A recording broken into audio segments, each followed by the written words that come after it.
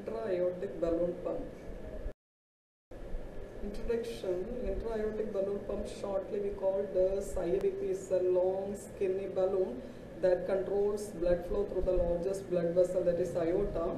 And this device gets smaller when the heart pumps, so blood can flow out the rest of the body, and even then it gets bigger when the heart relaxes to keep more blood in the heart. Definition of IABP is a mechanical device that increases myocardial oxygen perfusion and indirectly increases cardiac output through afterload reduction. So the patient those are having any reduction in the mean arterial blood pressure, here we will be giving a support of inserting IABP and intra-aortic balloon pump, and so what it is doing actually, it will be increase myocardial oxygen perfusion and increase the cardiac output. Indications of IABP, that is cardiogenic shock, reversible intracranial mechanical defects and complicating an infarction, and the patient with unstable angina pectoris, any post-cardiothoracic surgery. If the patient after surgery, the patient post-operative period, any sudden drop in blood pressure, and even pre-operative use is suggested for the patient with any high risk. Electively, we will be connect the patient into IABP machine. For the patient those are having any left main block, that is very dangerous, so such type of patient we will be connect to IABP machine, or even the patient with unstable angina with stenosis greater than 7% of main coronary artery. Percutaneous coronary angioplasty and high-risk coronary artery bypass graft surgery. Here the cardiopulmonary bypass time was shortened, as well as during intubation period or hospital stay, at the time of intubating the patient, and even the patient those who are receiving the thrombolytic therapy for acute myocardial infarction, we can give a support of IABP. So how do I prepare for intra-aortic balloon pump? So before the procedure, healthcare provider talk about the concern, and they will give the instruction and about the medical condition and the problem with the sedation, or the patient does have any allergic reactions or any new symptoms. And here we should advise the patient to cessate smoking and to reduce the complication, and he should not eat or drink anything after midnight, that is after 12 o'clock before the day of procedure, and he may stop taking any medication. Before the treatment, he will probably need to take medicine to help prevent blood clots. And patient may need even other tests to assess the health. Here mainly we will be doing the basic test to hemoglobin, PCV to rule out anemia, and electrocardiogram in order to check the heart rhythm, and chest x-ray to view the heart and lungs, and echocardiogram to view how well the heart is pumping, and here we can also monitor the ejection fraction and regional wall motion abnormality. What happens during intra-aortic balloon pump therapy? So IABP therapy involves inserting a balloon-tipped catheter into a blood vessel and advancing to the heart. And this happens during a heart-related surgery. So even the patient those are having a cardiogenic shock, or electively we will be supporting the patient those are undergoing a heart surgery or in any emergency situation. Here the healthcare provider can tell exactly what to expect, and the procedure, first they will be receiving anesthesia before the insertion, and so the patient will go for sleep, and some patients even along with that they will be receiving medication to relax, and they will be giving that numbing medicine at the insertion site.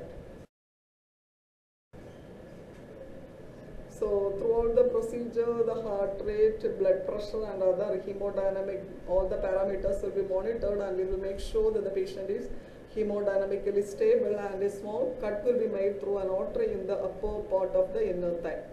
That is the femoral artery, and the balloon catheter will be inserted, that is 8 French sheath. Through the 8 French or 9 French sheath, the catheter will be inserted, and here the surgeon will advance the catheter to a part of aorta in the chest region, and they can see everything will be visualized in the X-ray imaging.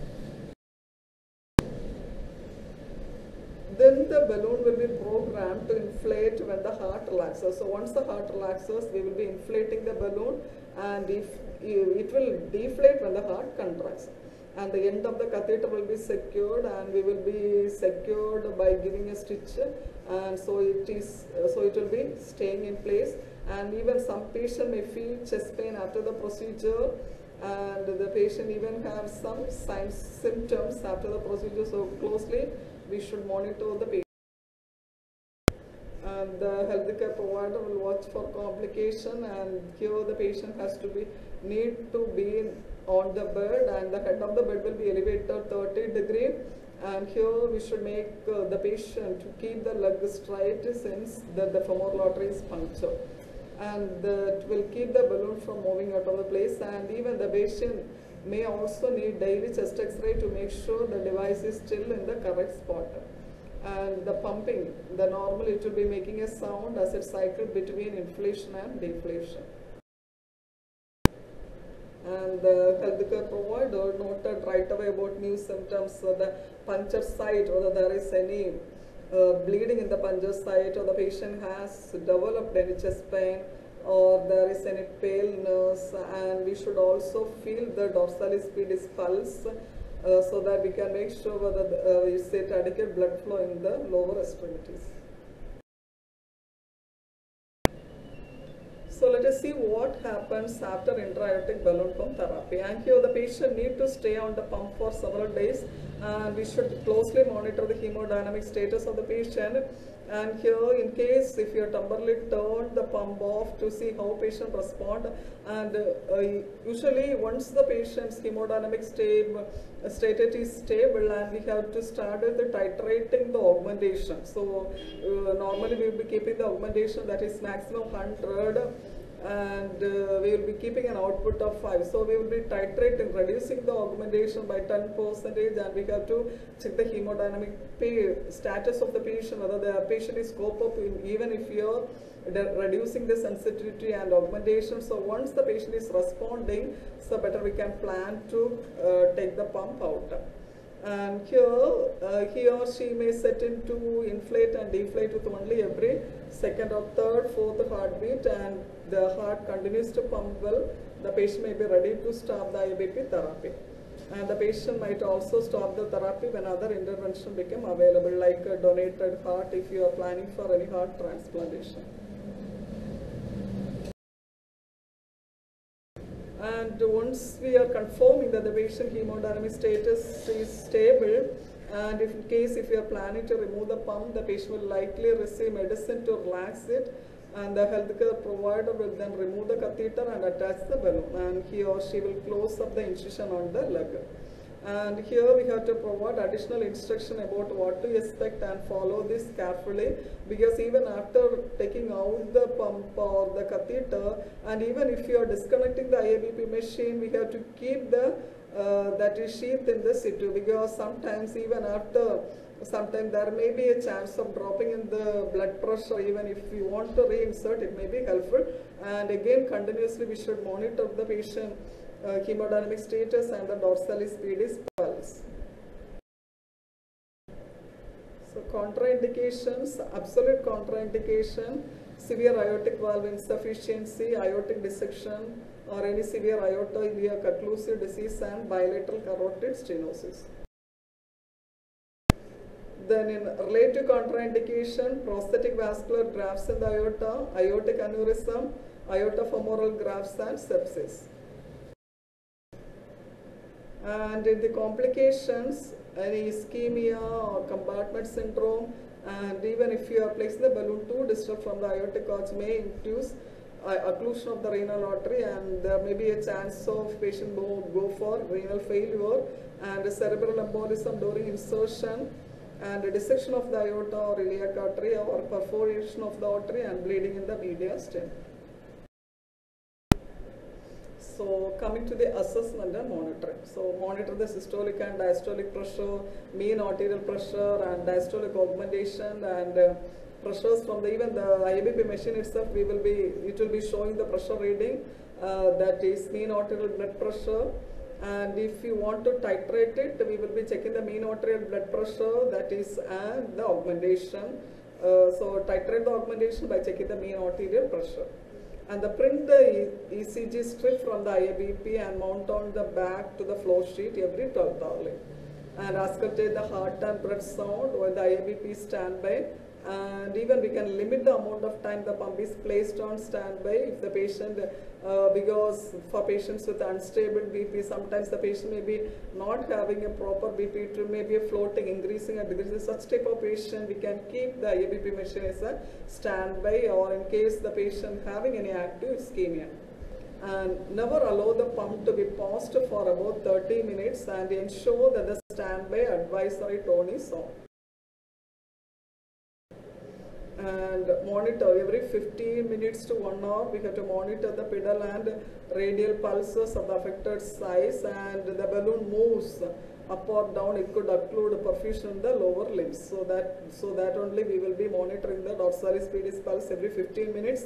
And even we have to monitor for any signs of limb ischemia. So that the lower extremities color, we can monitor that the puncture site of the puncture extremities and the sensation, temperature, movement and capillary refill. Every 15 minutes to 1 hour we have to monitor.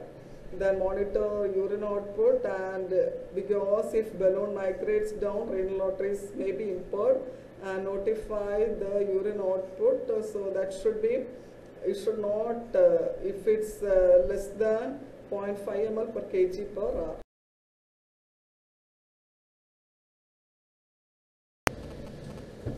Then assess the insertion site for bleeding, hematoma and signs of infection.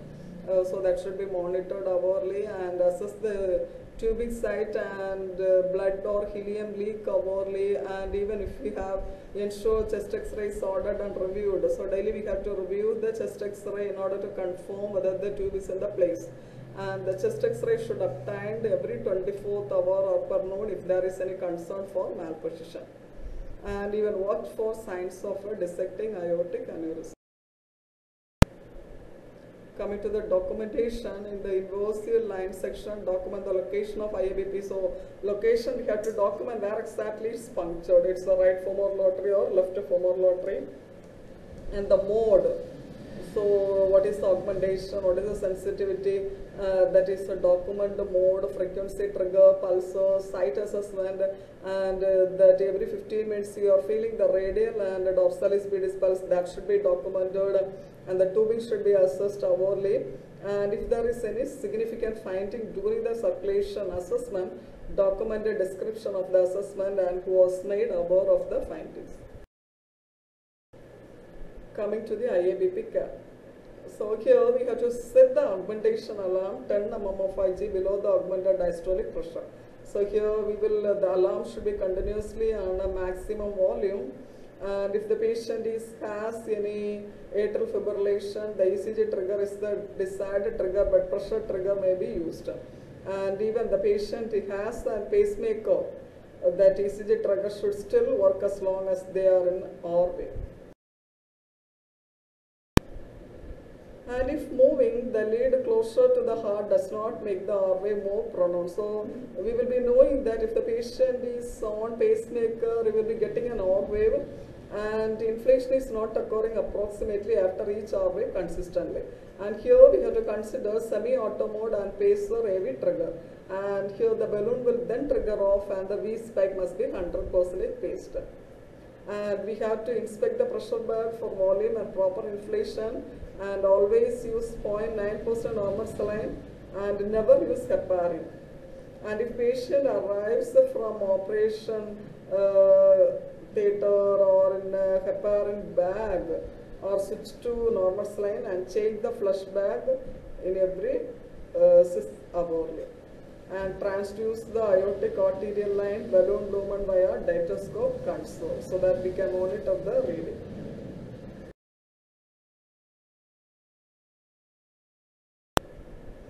And check, always we should check the helium tank level by checking the gauge on the side of the console and replace the tank as needed. That will be in the IABP machine. Behind the IABP machine side, the helium tank will be kept, and always we have to make sure the tank is filled. And when low helium, and if there is the helium level is low, it will be giving an alarm. So the alarm triggers, and there are approximately 48 hours remaining in the tank. So spare tank will be available always in the emergency room or the operation theatre, and it will be stored in the storage room or can be obtained from the, you can borrow from CCR cath lab, and you have to replace the helium tank. And while changing the helium tank, leave the console on and running, find the level of the right side of the console, and slowly we have to pull it out away from the machine all the way to free the tank. And grabs the helium tank and unscrew it from the console, screw in the new tank firmly. And then we have to push the level back into the spike, the new tank, ensure that the helium gauge shows a full tank. And never power flush or draw blood from the IABP arterial line. So you have to make a label on the IABP, that is arterial line. So whenever you are giving a charge to another staff, or you have to make a pointer, or you can have a mark on it. So you should never draw a blood from the IABP arterial line. And if this is absolutely necessary, obtain an order from provider. Always place the pump on standby while blood is drawn and time is flushed. And never let the provided iodine solution come in contact with the catheter. And label the IABP tubing at the insertion site as a reference point for catheter migration. And IABP frequency should be maintained per physician order. The timing is 1:2, 1:3. The patient should be receiving systemic anticoagulation. And the IABP per provider as follows, that is, place IABP on 1:2 and 1:3 prior to discontinuing to ensure patient tolerance. And place on 1:1 and turn off anticoagulation before IABP is pulled. And in case IABP is discontinued, we should clean the pump, bring it out from the room and plug it in. The cath lab staff will come to pick it up. What is troubleshooting? So never turn off IABP until the provider is ready to remove it. So here, if the IABP console fails, use a 60 ml syringe and a stopcock to inflate and deflate IABP every 5 minutes using 40 ml of helium until a new console is available. And we should report to a provider and in the IABP catheter helium line, or if a recurrent gas loss alarm occurs. And in such a case, we should turn off pump immediately if a rupture is confirmed and follow procedure for removal with provider. And the patient still requires therapy, prefer for emergent travel to cath lab. And if IABP pressure waveform dampens, check all connections and ensure tubing is free of kinks and air bubbles.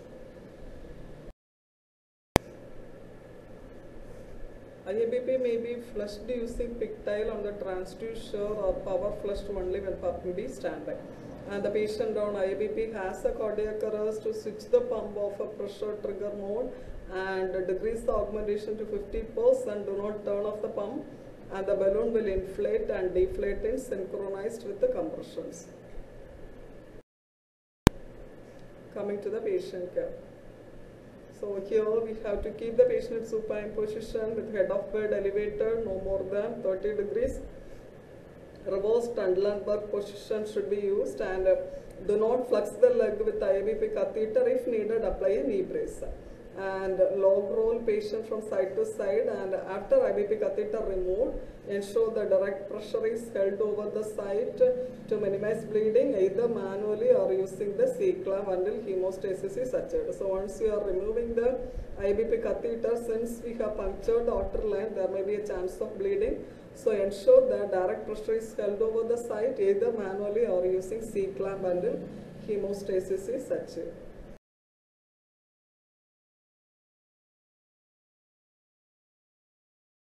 And patient should be flat in bed for 1 hour after IABP is removed and should remain on bed rest for 4 hours.